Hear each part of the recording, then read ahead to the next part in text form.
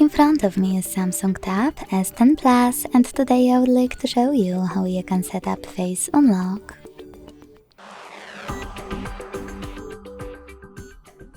Begin by launching Settings and scrolling down to access Security and Privacy. Then scroll down again to click on Biometrics. Tap on Face Recognition and enter your current login method. Following that, choose Continue. Keep your face in frame, follow all of the instructions and wait for 100% mark.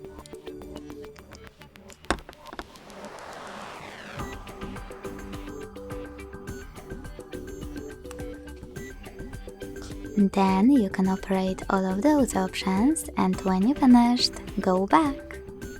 So when I switch off my screen and turn it back on, I can see that Face Unlock is working properly. Thanks so much for watching. If you enjoyed this video, leave a like, comment and subscribe. Bye!